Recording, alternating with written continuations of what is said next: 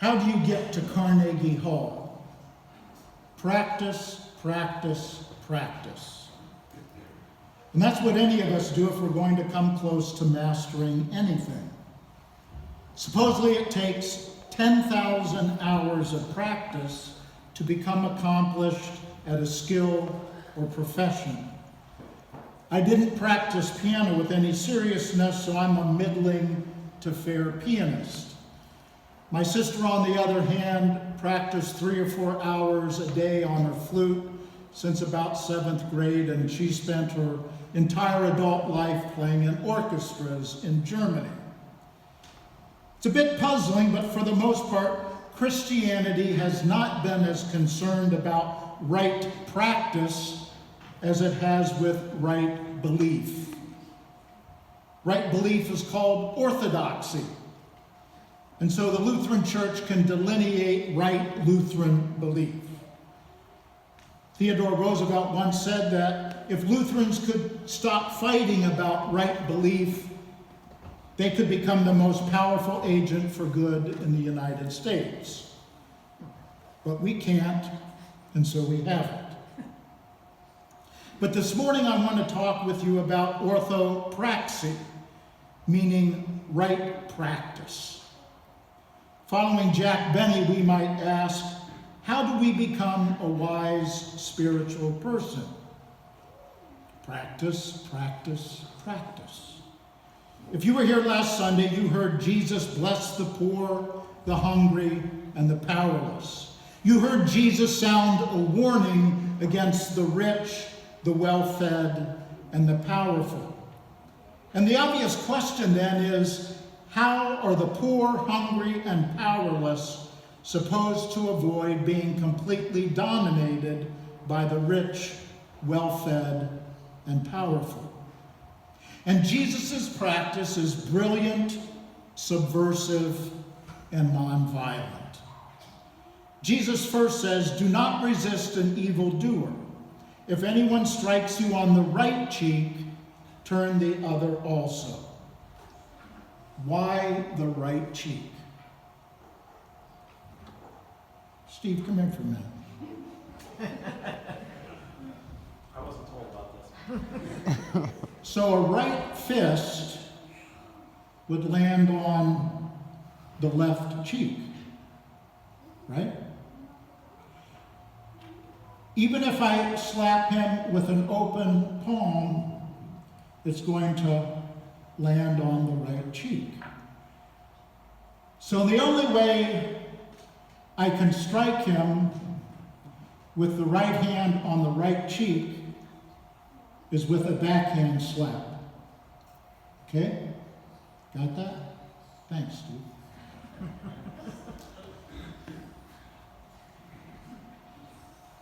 So Jesus is not referring to a fight between equals. Jesus is referring to one person attempting to insult and humiliate another person. So, in the culture, women were inferior to men, husbands were superior to wives, parents to children, Romans to Jews. So, this is a context of unequal relationship, in which to retaliate would be only to invite more abuse. Now, the other detail we need to know is that in the culture, the left hand was only used for unclean tasks. You got me? You know what I'm talking about? Okay. Let me see. You everybody awake? Okay. So, in some strains of the Jewish religion, there was a 10-day punishment for even gesturing with the left hand. Okay? So the left hand's out. So right hand to right cheek with a backhand slap, superior to inferior, power to powerlessness. Now, Jesus' listeners are people who are being subjected to indignities. They have been they've been demeaned by the Roman rulers. These are people who are at the bottom of the ladder when it comes to class, race, gender, age, or social status. So let's try this practice out. Lainey, would you help me out here? Of course. Please come. My assistant this morning. Okay. Let's get you set up here. Okay. If I strike Lainey on the right cheek, it's going to be a backhand slap, right? Now what happens when you turn the other cheek, right? No, turn. I didn't say shake your head, just yes. So I'm caught, right? I can't use my left hand to strike her. So in effect, what she has said is, try again, Bubba. The first blow did not affect what you wanted to do. I am a human being equal to you, and your status cannot change this fact. You will not demean me. She's now eyeball to eyeball with me, and I'm unable to continue. Pretty cool, huh? Okay. Thank you very much. Yes. Just wait till I get you home. The second example is something that occurs in a court of law. Okay? Again, we have to understand the Jewish culture. People who are at the bottom of the social ladder and who are in debt can have their land taken, their home taken, all of their assets taken, down to being called into court to have their coat taken. Okay? They can be sued for the last possession of any value that they have. Okay? And in those days, the coat was this outer garment, and then underneath it was a thin tunic, really the precursor of our underwear, okay? So what Jesus is saying to the poorest of people who are being dominated by unfair landowners and unfair creditors is that when you go to court and you are sued for your coat, give them the tunic also. So the guy is standing there buck naked in court, okay? Now, nudity, nakedness was taboo in Judaism. And the person who had the greatest shame was not the naked person, but the person who caused the nakedness. Okay?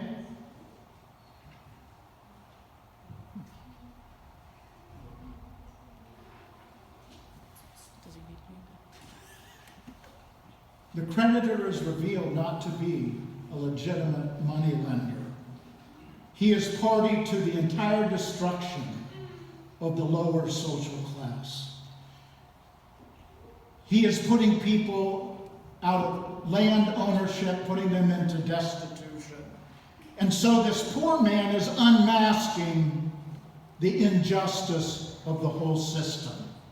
He pushes it to the point of absurdity so that he walks out of the courtroom buck naked to the laughter of all the people at what has happened. Pretty cool, huh? Okay? So here's the last one. Kevin, this is where I need your help. Okay, here in a minute, so get ready. So, the Jews are dominated by the Romans who have taken over their country. There is a law that says any Roman soldier can grab any person off the street, and that person has to carry the pack of the soldier for 1 mile. Okay, there's a little bit of compassion here. It cannot go beyond 1 mile. Well, the Jews considered this to be a forced death. They hated this practice. So, Kevin.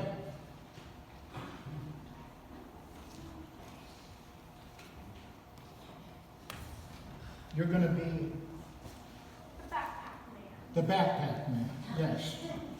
Okay, and we're going to pretend that this side aisle here is 1 mile. So what Jesus says is, when you're asked to go 1 mile, go 2 miles. Let's watch this. Yeah, but it's easier for me. Huh?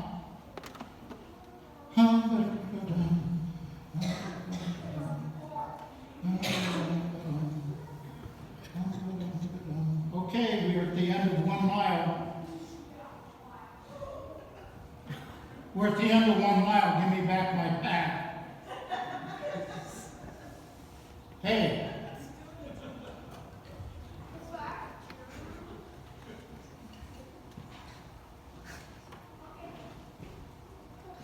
Wait a minute. Keep them. So this is what happens. Again, the Roman soldier. Thank you. And a nice round of applause for it. So again, Jesus is taking this system and pushing to the point of absurdity.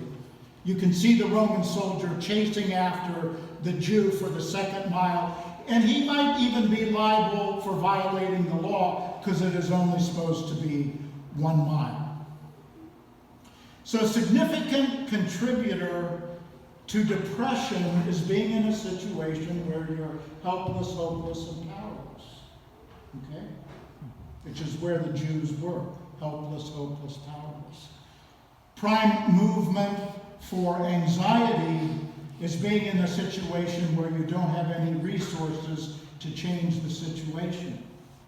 So what does Jesus do? In a brilliant, subversive, and nonviolent way, he offers people a way out of being dominated and demeaned by those who are in power.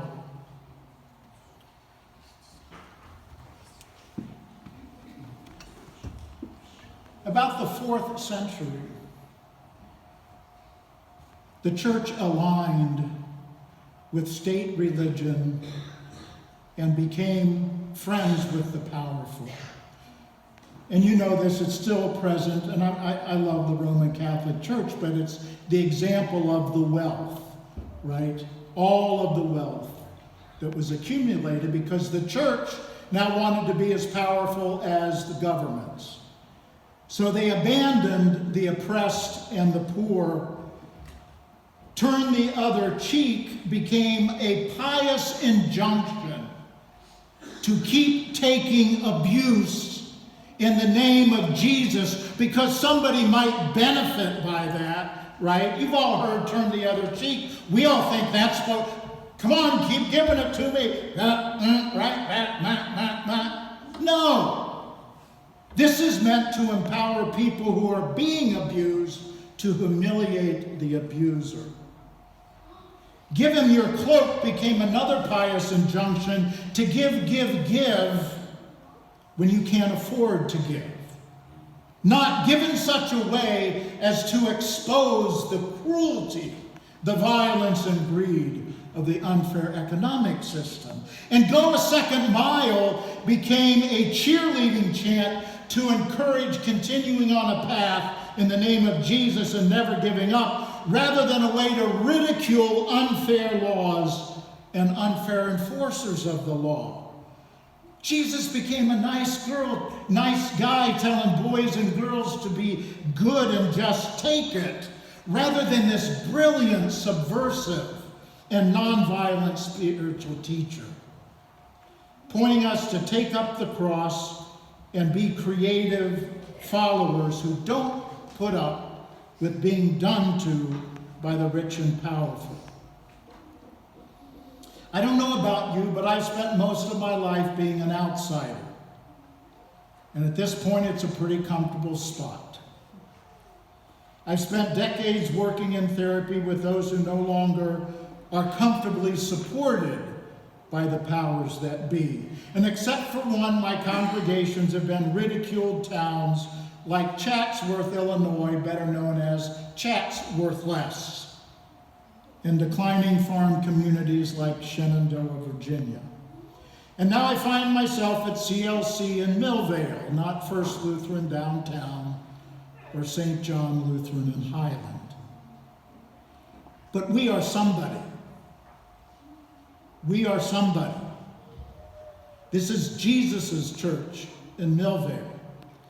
It doesn't belong to some clan or to church leaders outside the congregation. We follow Jesus and his teachings wherever they lead us.